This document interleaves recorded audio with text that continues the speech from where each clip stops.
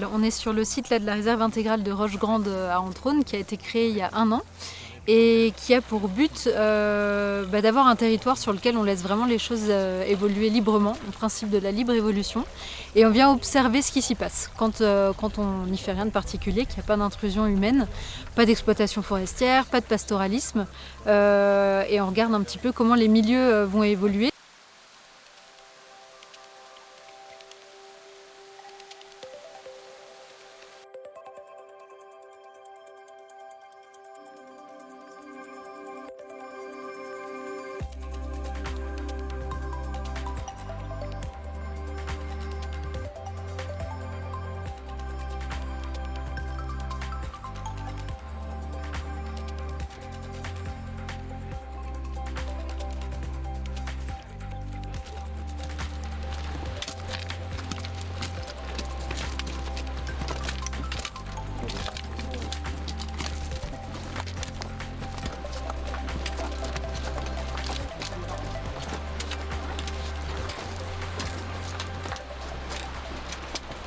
Pour donner un exemple de questions qu'on peut se poser, c'est comment va évoluer la végétation sur un site comme celui-ci où on a par exemple une pression d'ongulés assez importante et on a la forêt qui est proche en lisière. Et voilà, est-ce qu'on va tendre vers un stade forestier? Est-ce qu'au contraire les pelouses vont se maintenir?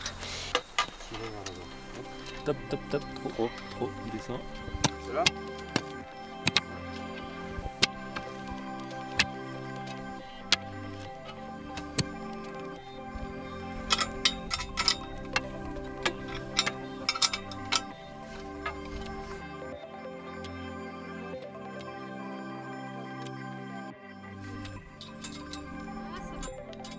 Ah, vous faites ça moins bien, chef.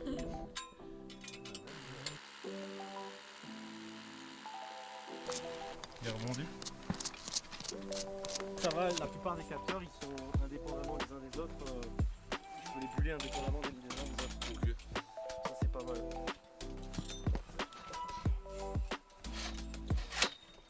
Voilà.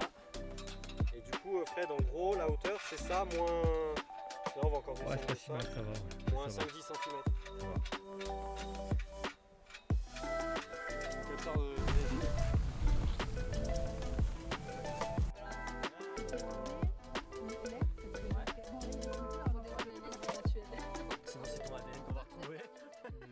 Et pour étudier tout ça, pour étudier ces questions, tenter d'y répondre, on a tout un tas d'outils aussi qui vont nous servir à l'observation.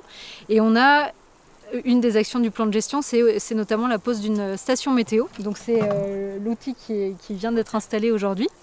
Et cette station météo, elle va nous servir à évaluer sur des pas de temps très longs quelles sont les conditions climatiques du site.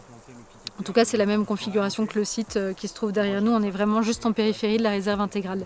Et donc on est sur un versant exposé sud et on va regarder quelles sont les conditions d'enneigement, quel est le niveau d'enneigement, quelle est la pluviométrie, quelles sont les températures sur le site et avoir des tendances et des comparaisons de ce qui se passe aussi à l'échelle alpine, voire nationale.